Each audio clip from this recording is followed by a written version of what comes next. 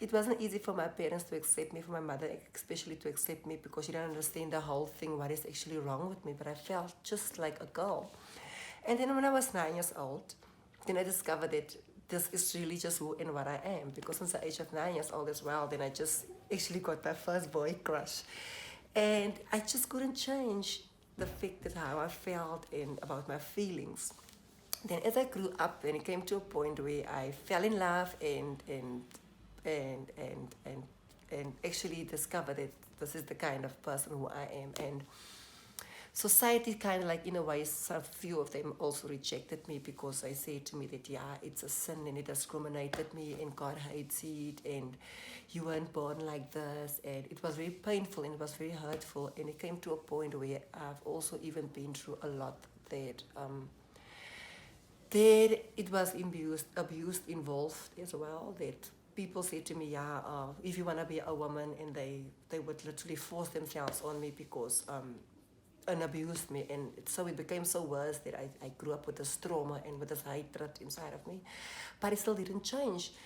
And as old as I got, then I just realized that these are people that doesn't actually much more accept me for and what I am. So I need to just run away and just get to a place where it's much more people that's the same, it has the same gender identity the way I am. More feminine people, much more people that I'll be surrounded with, that's going to accept me for and what I am. And that is how I found out about Pride Shelter Trust. And the time when I got here at Pride Shelter Trust, I found out that there was counseling available, and it really helped me a lot, and through all my pain and my trauma that I've been through in the past. And yeah, and that's what I actually discovered about the shelter, and it helped me a lot. And I've been gone through all my pain, all my trauma. It helped me. The counseling really helped me, and even the spiritual awareness, the spiritual awareness that I'm attending every night. We're having Bible studies at the Pride Shelter Trust as well. It also helps me to build my spiritual life as well, because just to learn that God always still loves a person, and that he accepts me for when and what I am. So I just came to a point where I just don't care what the society says no longer and ever again, because I know now who I am. And yeah, and that is what Pride Shelter brought out of me by accepting me, for what I am. Yeah, I changed my mindset. I changed my behavior of being a drunkie, not a druggie, they're than drugs. I've changed my way of speaking to people. I've changed my way of blaming myself. Every morning when I wake up, then I look at myself in the mirror and I will tell myself each and every morning that I forgive you for what you did to yourself, for allowing yourself to run to alcohol. Because after my trauma that I've been through, I did hate myself. I threw myself for the dogs. I threw myself for guys to sleep with me, any guys. The whole cause of it, after that, I just got sick. And then I came at a point where I hated myself. And I just became an alcoholic.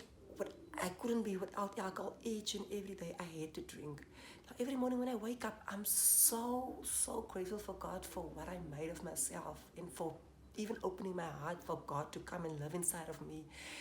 And every morning when I wake up and I speak to the Father, to God, then I'll look at myself in the mirror and I'll tell myself that I forgive you for what you did to yourself. I forgive you for what you did to your body, for allowing each and every one to sleep with you, because you are beautiful, you are wonderful. That is the change that I found in myself, positive, and I'm here to build myself up at the Pride Shelter. And I've got a lot of dreams and goals. I'm planning on now job hunting just for something now, because by next year I'm gonna need to have my passport and my driver's license, because I'm leaving. I applied for this OPED job. It's in the United States, and the fact that I've got my teaching qualifications and my 4 years teaching experience of kindergarten, did they accept my portfolio, my profile? And they approved it, and they called me, found me. So, but the only problem that I'm gonna have now is just my driver's license. It's my whole plans for now is to get a job now, though it's any job, though it's cleaning anything, just because I know where I'm going to, why I need to get to the States. It is to get my driver's license. Yes, I need a job now to work and to save and to get my driver's license. Once I get my driver's license, and to get my apartment, now my temporary apartment as well, because by next year, February, when the borders opens, then I can go to the United States. To the States, to go and work for 2 years in the States, and do my TEFL course, and I want to complete my B.Ed as well, part-time, and go to China to go and teach English in China. And come back, and I want to come back after a few years and open my own ECD institution. Get up and dust yourself off and move on, because at the end of the day, there's nobody out there that ever has sympathy for any of us.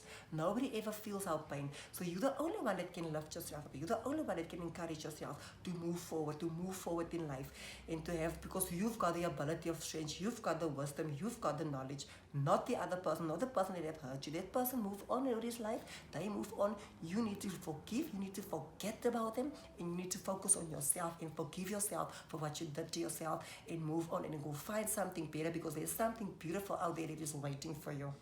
But you need ability, and you need a good, strong support system around you. Leave all the negative friends. Cut out negative friends. Cut out people that doesn't believe in you. Rather walk with people that believe in you, and people that trust in you, and people that knows that you can make a better you. Be surrounded with those kind of people that motivate you, but not with negative people around you, so you can move forward and you can reach your goals.